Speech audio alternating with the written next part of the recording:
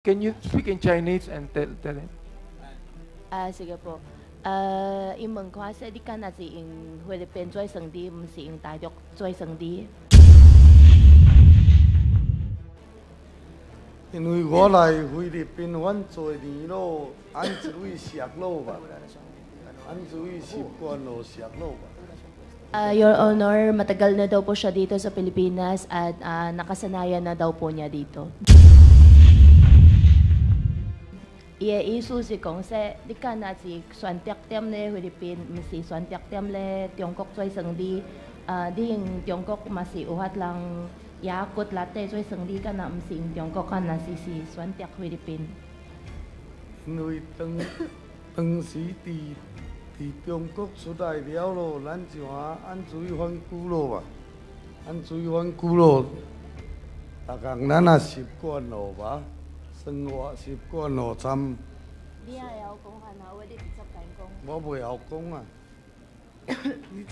Your Honor, ang sabi po niya, nakasanayan na daw po niya daw po dito sa atin sa Pilipinas. Ikong sa di si dito si Philippines lang, di si Tiongkok lang. Cái là是伫我心內哦。按水反久咯，我家己都認為，像說咱是菲律賓人咯吧。Ano sabi?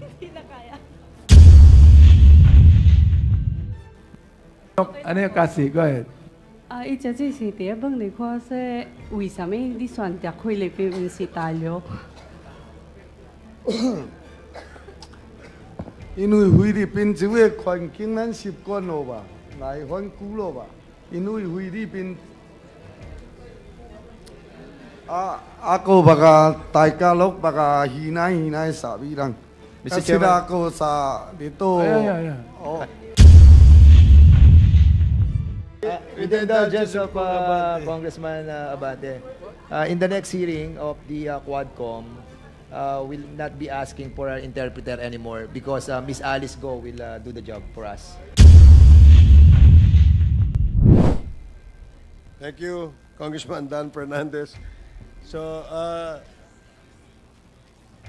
Congressman Abante and then Congressman Gonzales. Congressman Abante. Thank you, Mr. Chair. Maraming salamat po sa more than 1 hour na interpellation ni Congressman Fernandez. Pero maganda naman. Maganda naman. Kahit na more than 1 hour yan. Maraming tayong nakita. Oo. Salamat sapagkat ibinigay mo ang 2 buwan mong sweldo. Iniisip ko rin, bibigay ko sana eh. Kaya lang, wag na muna. Anyway, I'd like to ask a question to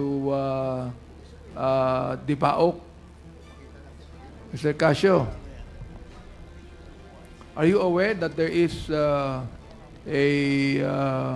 Pogo Hub somewhere in Bulacan? We are not aware of a hub, Mr. Chair, but there are reports supposedly of an applicant, if I am not mistaken. There are reports. Yes, sir. Okay. Do you know a certain Mayor Cholo Bilago? Not personally, Mr. Chair.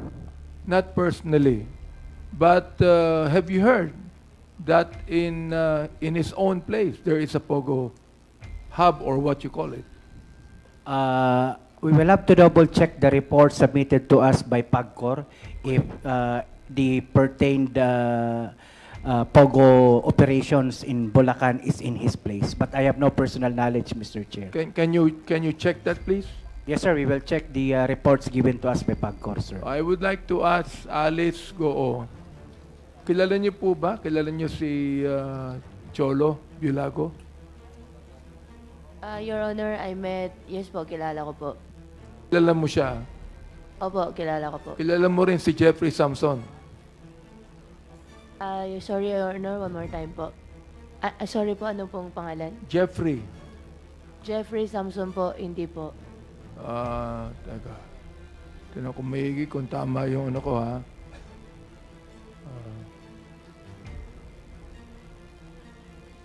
Pero Gaano mo kilala si Cholo Bilago?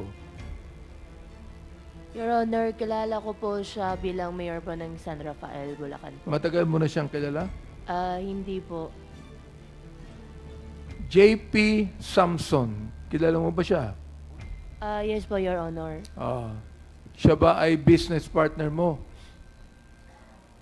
Your Honor, hindi naman po business partner. May mga, ano lang po, yung mga commission po ng mga cars po before. Kilala mo rin siguro si General Bong Karamat, di ba? Yes po, Your Honor. Yung wife po niya, mayor po. Sino? Si Mayor Maya. Wife Hindi. po niya. Kilala mo si General Bong Karamat. Opo, yes, Your Honor. Paano mo siya nakilala? Nakilala ko po siya, Your Honor, through his wife po. Ilang taon mo nang kilala si Mayor Cholo? Mayor Cholo, parang last year lang po. Last year lang. Opo. How about Jeffrey Samson? JP Samson, matagal ko na po kakilala. Mr. Chair, I would like to make a motion that we invite these two personalities in our hearings on Season 2, Mr. Chair. Comsec, please take note of the names mentioned by Congressman Abante and to be invited in our next committee hearing. Kay Tony Yang, you're still very young. Tony Yang. How old are you now? Saan yung ating interpreter dyan? Ilan taong ka na? 55 or 54. 55? 54? 1970. Can we have the interpreter here, please? So, I just would like to ask,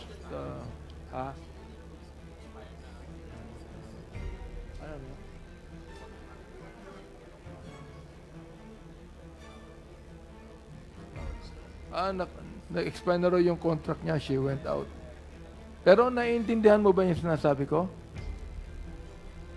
Konti lang, no? Konti lang, no? Ito, tatanungin kita.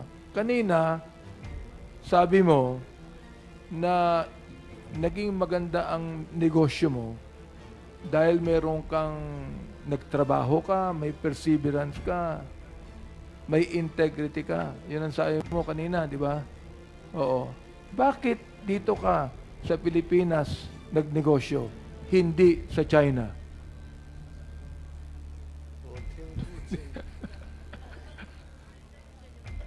Kasabot ka, Bisaya? Marunong ba Chinese? Kasabot ka, Bisaya?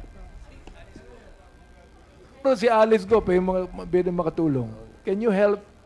Okay. Ang tanong ko ganito, bakit, sabi niya kasi, kaya gumanda ang kanyang negosyo rito because of hard work, perseverance, and integrity. Ngayon, ang tanong ko ganito, bakit siya nagnegosyo sa Pilipinas, hindi sa China?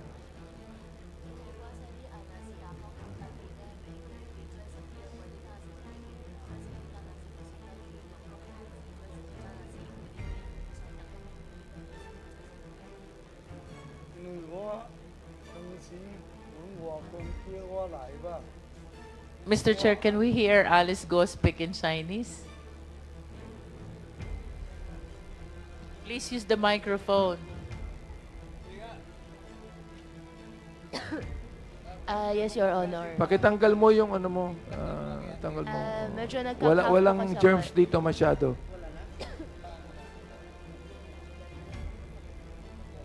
Okay, can we hear the answer, please? Can you speak in Chinese and tell it? Sige po. 英文嘅話，即係啲間啊是用菲律賓最成啲，唔是用大陸最成啲。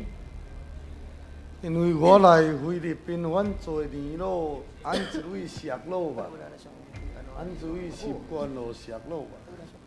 Your Honor, matagal na daw po siya dito sa Pilipinas at nakasanayan na daw po niya dito. Hindi kaya nga, ang tanong ko ganito, bakit dito siya sa Pilipinas? bakit dito sa Pilipinas nagtayo ng negosyo, hindi sa China? Sapagkat sa China, pwede rin siya maging persevering, pwede rin siya magkaroon ng integrity, pwede rin siya magkaroon ng hard work. Bakit dito sa Pilipinas nagtayo ng negosyo, hindi sa China? 伊嘅意思是講說，你敢若是選擇點咧菲律賓，毋是選擇點咧中國做生意。你用中國嘛是有法人也骨力地做生意，敢若毋是用中國，敢若是選擇菲律賓。因為當時佇中國出來了咯，咱就按水反骨咯吧，按水反骨咯，逐項咱也習慣咯吧。生活習慣咯，參。你也有講下哪位的執行工？我袂曉講啊。Your Honor, ang sabi po niya, nakasanayan na daw po niya daw po dito sa atin sa Pilipinas. Hindi naman siya Pilipino eh. Tama ba yun, Cassie? Iba yung Filipino, Chinese. Hindi naman siya Pilipino, Chinese siya eh. Hindi siya naging Pilipino, Chinese.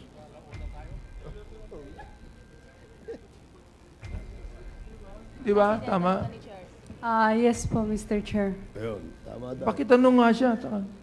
Ikong sa dito唔是菲律賓lang, di si Tiongkok lang.個說若是佇我心內哦，按水反骨咯，我家己都認為，像說咱是菲律賓人咯吧。Ano sabi? Ano yung kasi? Go ahead. 伊只是第一問你看說，為什麼你選擇菲律賓毋是大陸？因為菲律賓這個環境咱習慣咯吧，來反骨咯吧。因為菲律賓ako baka Tagalog baka hinay sa bilang. Mr. Kasi Chairman. ako sa dito. Ayan. Oh. Mr. Chairman, Mr. Chairman, Overtime. Mr. Chair, with the indulgence of Congressman Abante, in the next hearing of the Quadcom, we'll not be asking for an interpreter anymore because Miss Alice Go will do the job for us.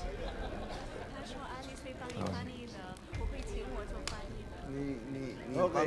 Yes, can we have the answer, please? Oh. 好。OK，继续。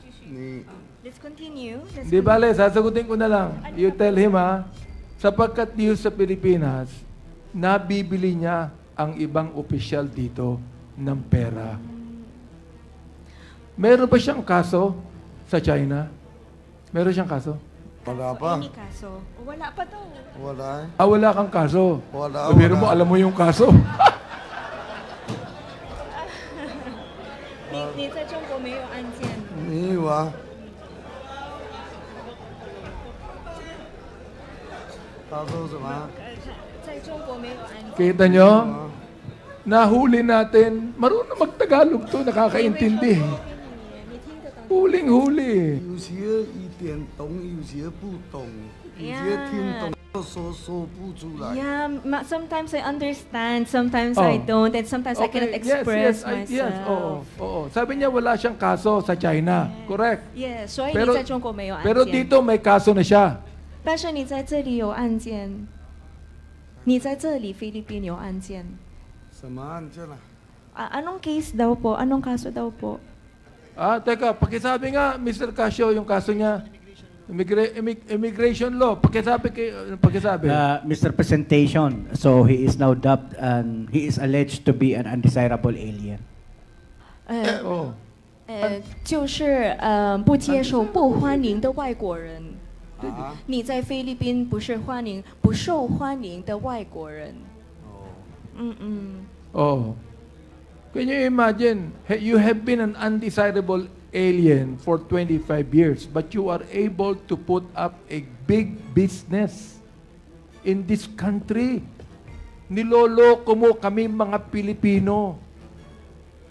Yun ang ibig sabihin. Pakisabi nga sa kanya, niloloko kami mga Pilipino. Niloloko mo kami. Sabihin mo, alam niya eh. Teka, alam mo, di ba? Niloloko. Alam mo yung niloloko? 他说什么？ Kunyari ka pa eh. Niloloko mo ko eh. 你在骗我们菲律宾人，他是这样说。没有啊，今天没有啊， No, no, I didn't. No, 我今天没有骗他们。 I'm not really loco. I'm not loco. Hindi ko siyang sabihin, loko-loko siya. I'm not loco. Ang ibig sabihin, niloloko niya ang Pilipino. He is making a big fool sa mga Pilipino natin. Pakisaya mo nga sa kanya, please. 你在当我们菲律宾人是白痴，你在骗我们。没有啊，今天啊，No 我不知道他怎么这样想我啊。 I don't know why you're thinking of me in that way. Ha? I don't know why you're thinking of me in that I don't know why you're here. 我不知道你怎么懂得我刚才说的。他们说你在骗我们菲律宾人。 Kung ako, Mr. Chair, kukumpiskain na lang yung yaman nito at pauwi na sa China ito. Anyway, as we conclude this 7th hearing tonight, and we are going to start with Season 2 with our teleserye in Congress, I am deeply disturbed, Mr. Chair, by the testimonies we have heard thus far. The narratives of our witnesses reveal a troubling reality, a reality where little value is placed on human life. It is with a heavy heart that we are confronted with this painful truth of men and women in uniform who have sworn before God and before men to serve and protect the Filipino people were transformed from being agents of justice into agents of injustice just because of the love of money. As it says in Galatians chapter 6, verse number 7, and I quote, "Be not deceived, God is not mocked, for whatsoever a man soweth, that shall he also reap." It's just like what Congressman Romy Acob said, this is now the time of reckoning. This verse serves as a powerful reminder that every action has corresponding consequences, and that those who commit evil will eventually face judgment, no matter how they try to hide from human law. One may be able to evade the judgment of men, but no one will be able to avoid the judgment of our Lord. Based on the testimonies and evidence we have gathered, this representation reiterates the recommendations that, in my view, can address the issues we have unearthed as regards extrajudicial killings. Number 1, enact a law which defines extrajudicial killings committed by any public officer, personal authority, or agent of a personal authority as a heinous crime. Extrajudicial killing may be defined as, I quote, "any killing under than that imposed by the state pursuant to the provisions of the Constitution of heinous crimes," end of quote. The penalty of life imprisonment shall be imposed upon those who may be held liable for the offense. It shall also define salvaging as murder or killing committed or ordered by any person, public officer, personal authority, or agent of personal authority. Moreover, a presumption of administrative negligence may be defined as arising from an increase in the number of extrajudicial killings or salvaging in the area of responsibility of any public officer, personal authority, or agent of personal authority, with the exception of areas declared by government as combat zones or conflict areas, and despite continuous allocation and disbursement of intelligence funds or similar allocations from the local government to such public officers. This proposed law will send a clear message that such violations of the right to life does not have a place in our society. Number 2, provide reparation and compensation to victims of extrajudicial killings. The state, as duty bearer, must recognize the human rights violations committed against the victims of extrajudicial killings, torture, and other gross human rights violations committed during the war on drugs, and even here as we talk about gambling, pogo. The state must also provide reparation, compensation, monetary and non-monetary psychosocial rehabilitation, and other effective remedies to the victims and their next of kin. It is our duty to offer some measure of solace to those who have suffered unimaginable loss at the hand of government agents.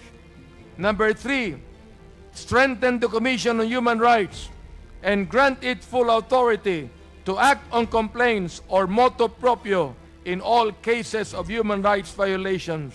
I already have filed this bill, Mr. Chair. The CHR, as an independent office created under the 1987 Constitution, must be given such other powers and functions to investigate other cases of violations of human rights that should fall within the authority of the Commission. The Commission must be provided an effective and expanded structural, operational, and functional independence, fiscal autonomy, to ensure prompt, immediate, and unrestricted discharge of its functions, and the power to issue injunctive relief and legal measures. It must also be given rightful access to police documents, right to receive regular reports on drug-related killings from concerned agencies, right to conduct unhampered investigations, and right to prescribe criminal and administrative penalties for non-compliance of concerned agencies. This will empower the Commission to pursue justice with more vigor. Number 4, review Republic Act number 8551, otherwise known as the Philippine National Police Reform and Reorganization Act of 1998, and the PNP Operational Guidelines on Rules of Engagement. In the exercise of its oversight function, Congress must make a close scrutiny and review of PNP laws and guidelines. In particular, Section 39 on the powers and functions of the Internal Affairs Service of the PNP and its conduct of motu proprio automatic investigations involving different incidents, and especially those incidents where the established rules of engagement have been violated. It is time to reevaluate the policies of the police institution that have allowed these abuses to occur. Number 5, create an independent and impartial mechanism or commission to investigate and bring perpetrators of drug-related extrajudicial killings to justice. The establishment of a commission to hold to account the violators of human rights in the anti-illegal drugs policy and ensure that those with command responsibilities be held accountable must be considered.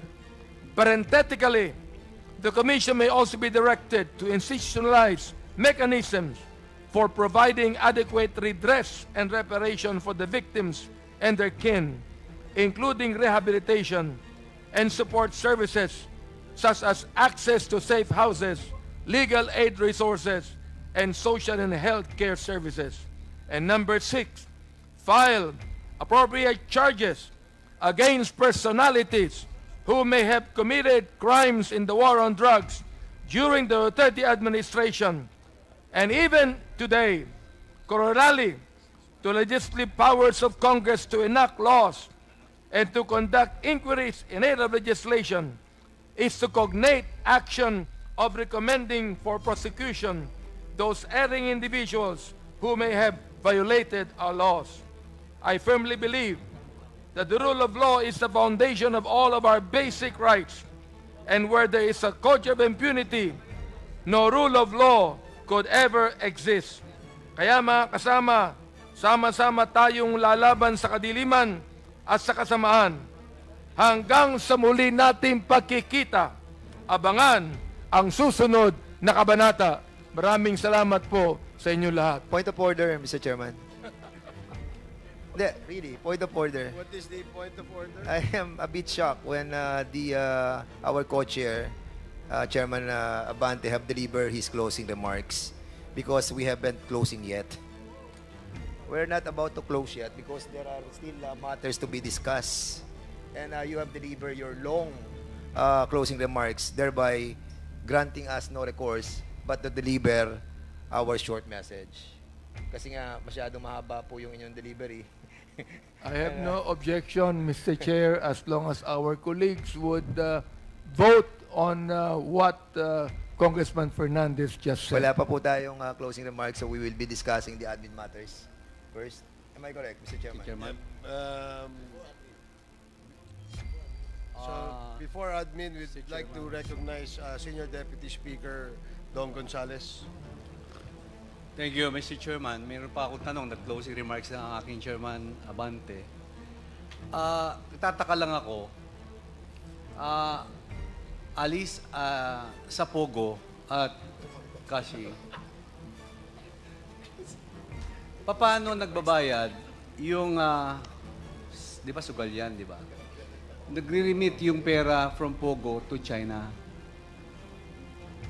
Sinong representative na nangongolekta sa mga pera ng Pogo papunta sa China? Mr. Chair, how I wish to answer pero I really have no idea po talaga. You have no idea? I have no idea po talaga. Kasi alam mo, nakakapagtaka eh. Alam mo, paano pinapadala yung mga pera, yung Chinese new one ba yung pera sa China, di ba? From China, papadala sa Pilipinas. Di ba? Ngayon, pag darating yung pera dito, CNY, papapalit mo ng pesos. Ngayon, saan kinukuha yung perang yun sa pang-construct ng mga Pogo? Halimbawa, ikaw, meron kang lupa sa Bamban, sa Porac. Saan galing yung pera? Galing ba sa China? Yung pera na yon, CNY ba yon to pesos? Your Honor, doon Hindi sa... mo rin malamang sagutin? Actually, honestly, kung alam ko lang, sasagutin ko po talaga. I think it's better po na yung mga Chinese po ang sumagot po talaga dyan kasi sila po yung nagbabayad sa mga contractor. Never ko naman po nakausap ang contractor nila kaya hindi ko po alam kung paano po sila nagbayad. Kaya nga tinan mo kung meron kang 46 billion, allegedly, 46 billion, saan galing yung 46 billion na yun? Pesos. AMLA. Sabay may AMLA dito? AMLA. Hindi nyo, paano nyo machi-check yun? Hindi dadaan ng bangko yun. Manggagaling sa China yung pera, pero papapalit ng peso dito yung China. Sir, kung sa bangko po, kung yan ay na-transact, marireport po yan as long as more than 500,000. Kung yan naman ay money exchange, marireport din po sa AMLAC, sir. Kaso hindi money exchange, hindi sa bangko. Ang nakakapagtaka dito, from China to Philippines, di ba? Pero pag papadala ka ng pera sa China, pulis lang, pwede nang i-freeze yung pera mo sa China, di ba? Unlike here, may proseso pa. Di ba? Bawal sa China yon. Kaya dito, ang tanong ko lang, naglalaro sa isip ko noon pa, paano makakapagbenta, makakabili ng mga properties, ng mga lupa, makakapag-build ng mga malalaking gusali all over the country kung gagamitin nila, Chinese new one, CNY. Yun ang tanong ko. Paano na i-convert yung Chinese na pera sa pesos? Sino ang representante ng mga Pilipino o mga Chinese businessman na magpapalit ng pera sa atin? Ang hirap sagutin nun Ako hindi ko masagot eh. Paano ka magbabayad ng multi-billion dito na may construction kang pogo sa Bamban, pogo sa Porac, pogo sa Cagayan de Oro, pogo sa lahat ng bansa? Alice, di mo ba talaga alam yun? Paano yun? Your Honor, hindi ko po talaga alam. Alam mo, ang hirap talaga. Ito, AMLA na kayo ha. AMLA na kayo. Pero hindi dumadaan sa bangko yan. Sa computer lang, na internet, doon dumadaan yung pera. Yun ang galing ng China. Ipapakita ko sa inyo.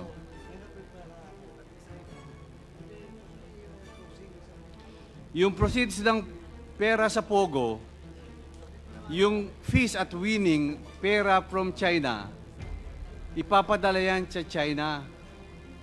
Tapos, yung personal na account nila, ipapadala, halimbawa, I'm not saying si Cassandra o si Alice, ipapadala yan sa pera nyo. Pero hindi dadaan yan sa bangko. Paano mo babayaran yung mga supplier mo? Paano mo babayaran yung mga kontraktor mo? Kung saan nanggaling yung pera mo? Yung Pogo money, papadala yan sa China. Tama ba? Tapos yung China ngayon, papadala dito peso na. Hindi natin naintindihan, di ba? Ang hirap. Ang hirap talaga. Ako rin, nahihirapan ako eh.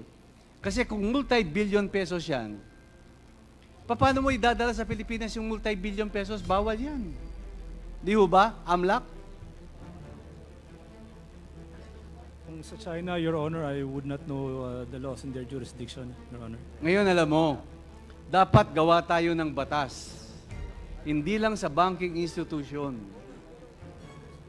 Pag-aralan din natin yan, AMLAC. Kasi dyan nanggagaling. Kung sino yung representative na kumukolekta ng Chinese New Yuan. Tapos, i-convert natin sa peso. Kaya alam mo, itong si Mr. Tony Yang, Dr. Winston, wag mong palabasin yan. Yan si Mr. Tony Yang. Nakukunwaring walang alam, pero napakaraming alam niyan. Alam mo, yung pinresenta namin sa inyo, kanina, ni DSJJ, alam niya lahat. Naniniwala ka ba sa akin, Dr. Winston Casio?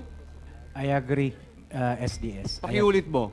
I agree in your contention, SDS. So, alam mo, yan, tinan mo ha. Tama. Kunwari, walang alam yan. Pero lahat alam ni Mr. Tony Yang. From kapatid niya, si Michael Yang, hanggang kay Alan Lim. Alam niya lahat yan. Kung paano nangyari ito, alam niya lahat yan. Kung makapagsalita lang ng Kapampangan ito, Kapampanganan ko na lang ito eh. Di ba? Linoloko niya yata tayo. Sorry. Hindi. Ibig ko sabihin, parang ayaw niya magsalita ng totoo eh. Parang si Alice, parang si Kat. Pinaso, ulang so, yan. Maike yan, tingo, siyong tijing, Cannot put together the younger brother Michael Yang and him.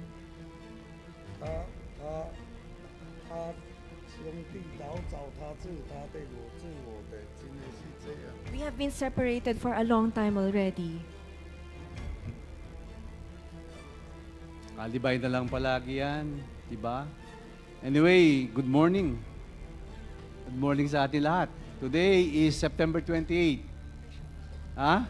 So, AMLA, Mr. Chairman, we will craft a bill kung paano natin mapapalakas hindi lang sa banking institution, meron pang ibang klaseng pamamaraan kung paano nila pinapadala yung pera para mawas nila dito sa Pilipinas. Yan po ang aking punto, kaya hinabol ko itong tanong na to sa inyo. AMLA. So, Mr. Chairman, maraming salamat sa ating lahat. Alam ko, today is September 28, yung ating mga fellow legislators, kailangan nakabakasyon na po sila pero nandito pa rin sila. We are very thankful to our leadership that this Quadcom serve the purpose. Serve the purpose because marami po tayong nakita na mali at kung paano natin ayusin yung mga pending laws that to strengthen our existing law in this country. So, Mr. Chairman, on behalf of this 19th Congress, thank you to the leadership, Speaker Martin Romualdez, at sa ating mga kasamang kongresista na nandito hanggang umaga, from 10 o'clock in the morning up to 12:22 this morning. So maraming salamat, Mr. Chairman.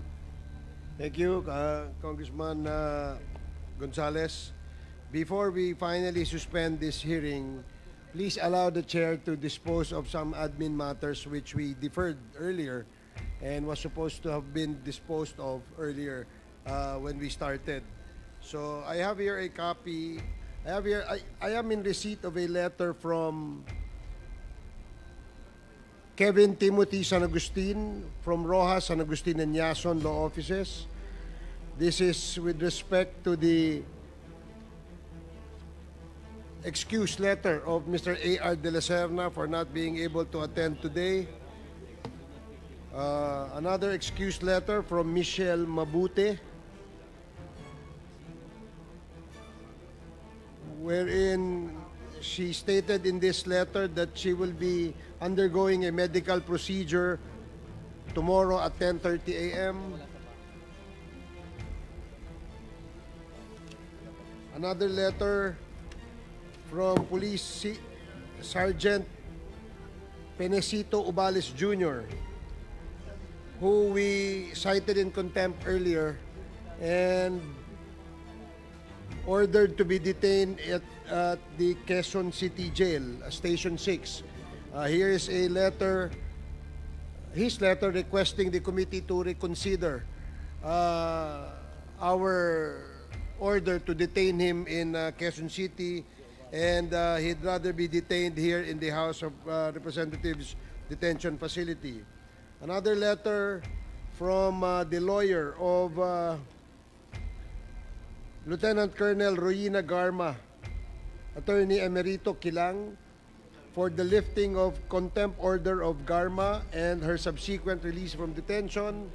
Much as we want to decide on this request, we cannot because we do not have a quorum anymore. So we will defer this and consider this on our next committee hearing. Another letter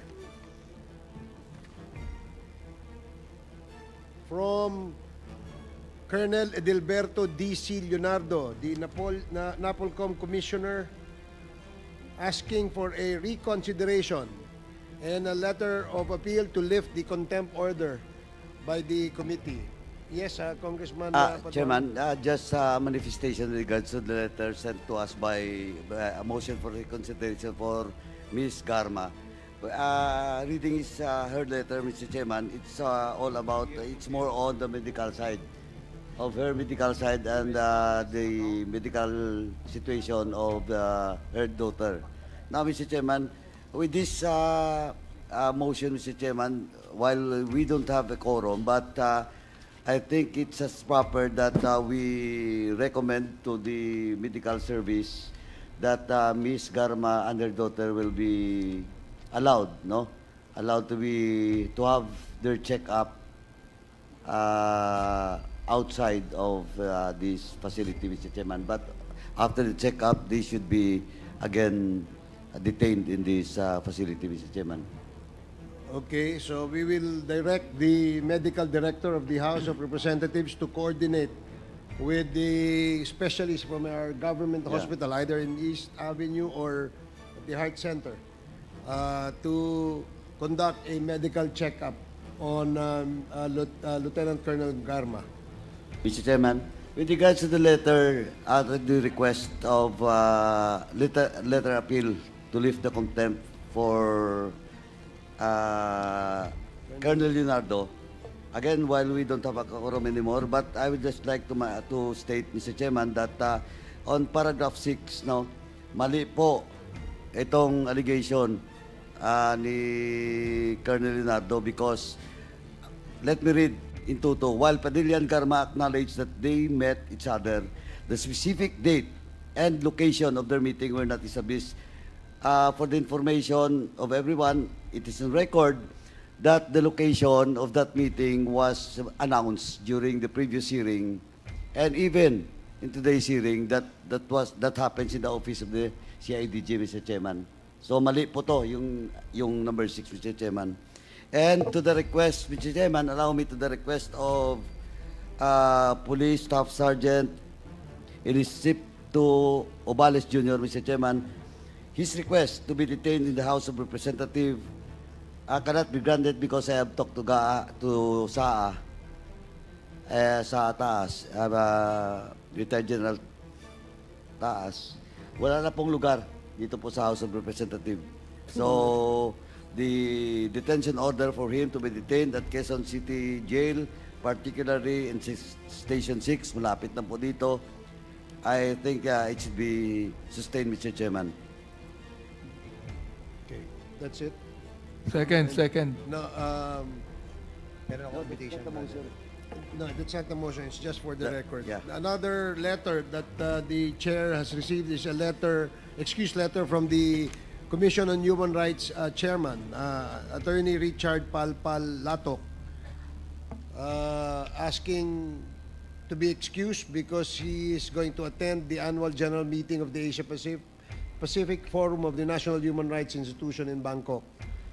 And another letter from Ms. Myla Roque, where she stated her reply to the show cause order we issued last committee hearing, and she attached several documents. One, medical abstract from Manila Doctors Hospital. The other one, wait, let me see. Medical abstract from Manila Doctors Hospital last August 10, 2023. And then another medical abstract from Makati Medical Center dated September 11, 2013. Another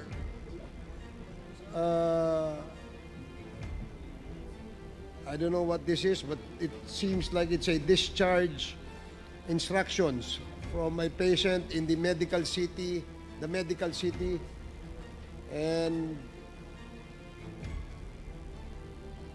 Harmony, a letter from Harmony Thyroid Endocrinology and Diabetes Center in Singapore, where it states that the doctor by the name of Dr. Vikram Sonswahe is informing the committee that Ms. Myla Roque is currently managing the care of patient Myla Roque. And the doctor saw her last September 5, 2024 in his clinic in Singapore. And another doctor certification of psychiatric consultation, and another prescription request and clinical referral from, what's this? Clinica Manila, Your Honors. So these are the medical records that the committee has asked over in the past two hearings that we had. And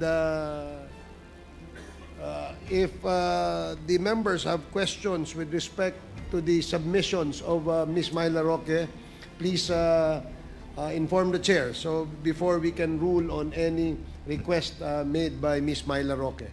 Mr. Chairman. Congressman Paduano. Mr. Chairman, since the last order for Ms. Myla Roque is a Yoko's order to attend, to explain why she cannot attend in today's hearing. And since we don't have a quorum, Mr. Chairman, I think it's just proper that we sustain the Yoko's order. And for the record, Mr. Chairman, the show cause order is not only referred to the present status of Ms. Myla Roque. It emanates from the statement and commitment by Mr. Harry Roque with regards to the two surgery. And it was stated by Mr. Harry Roque that it happens last year and this year. But in the medical certificate submitted by Ms. Myla Roque, the surgery happens last 2013. So again, there is a conflict of statements coming from the letter of Ms. Myla Roque and the statement that was made by Attorney Harry Roque during the previous hearing. So, Mr. Chairman, we should only sustain the show cause order that was issued to her, and we will tackle it in the next hearing, Mr. Chairman. Okay, thank you, Congressman Paduano. And lastly, Mr. Chairman, before I manifest with regards to other admin matters on the some are show cause orders and subpoena for those STECOM, which is listed in this document submitted by the COMSEC to this representation. Let me manifest, Mr. Chairman, that we defer discussion on this matter because as of now we don't have yet a quorum. So we'll just discuss this on the next hearing. And lastly, Mr. Chairman, my manifestation is before I will rather submit my closing remarks to the COMSEC for purposes of record because I know for the fact that this is now good morning, not good afternoon, not good evening. And lahat po tayo medyo pagod na rin. So I'd rather submit my closing remarks to the COMSEC, Mr. Chairman. Thank you, Mr. Chairman. Paduano. Thank you. Yes, Congressman Fernandez. Since we are going to deliver na yung mga closing remarks natin, ito na po yung katapusan ng ating pong hearing. And most likely other witnesses will not be longer be invited in the next hearing 2 weeks from now. But before I do with my 2 statements of closing remark, this representation would like to invite in the next hearing Attorney Aden Sigua of the Municipal Legal Officer of Bamban nung time ni Mayor Alice Guo, si Attorney Richard Chan, OIC ng Anti-Money Laundering Council, and also Attorney Eileen Paulette De Jesus, Chief Compliance Officer of China Bank, Attorney Federico P. Tangcoco, Chief Compliance Officer of BDO, Attorney Cynthia Santos, Chief Compliance Officer of Asia United Bank. This will be so helpful with our investigation, Mr. Chairman. And lastly, maraming po salamat sa lahat. All those who are sleeping already, marami pa po tayo nakita kanina, Mr. Chairman, na nakapikit na po mga mata. And to those people, the resource persons that a while ago, kung nakikita niyo po na nagtataas po kami ng boses, pasensya na po kayo. Wala po kaming intention na awayin kayo. We just wanted to find out yung truthfulness ng mga sinasabi po ng ating mga resource persons. And I know that we've been here for already 13 hours and pagod na rin po tayo lahat. And sometimes yung physical body natin are giving in, but yung ating pong mental capacity to speak is more being aggravated by our feelings. So maraming po salamat sa inyo at I hope that we will be seeing each other again. Si Mr. Tony Yang nakapikit na, antok na, kawawa naman. Antok na po kayo. Yeah. So yun lamang po at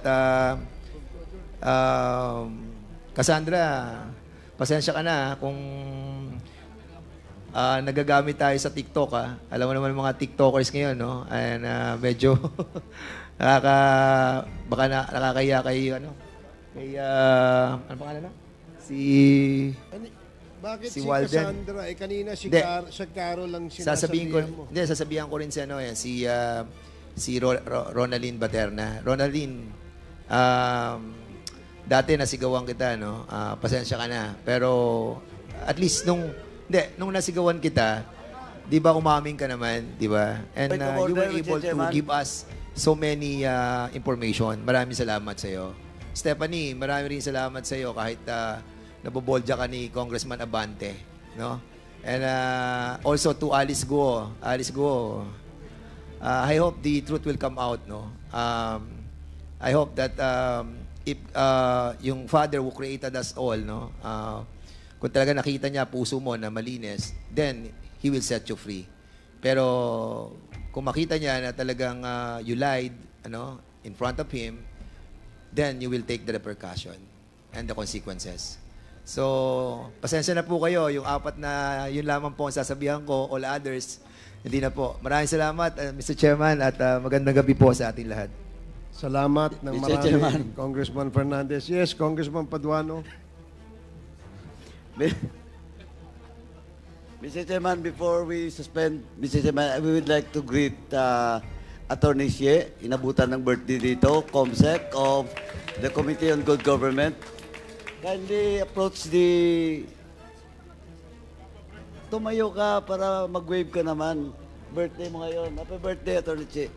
And lastly, Mr. Chairman, there is a request from the PAOK that the contempt order and the second motion for the detention of Tony Yang for the city jail will be amended, and I have already asked Chairman Abante that instead of city jail, Tony Lim, Tony Lim will be detained in the premises of the PAOK TF. Thank you, Mr. Chair, Honorable Chairpersons. Do you agree, Chairman Benny? I agree. Thank you, Mr. Chairman. Okay, thank you, Congressman Paduano. And finally, maraming salamat po sa lahat ng ating mga resource persons. Doon po sa hindi nakapagsalita, salamat sa papanood. Doon sa mga next hearing ng Quadcom, you will still be invited.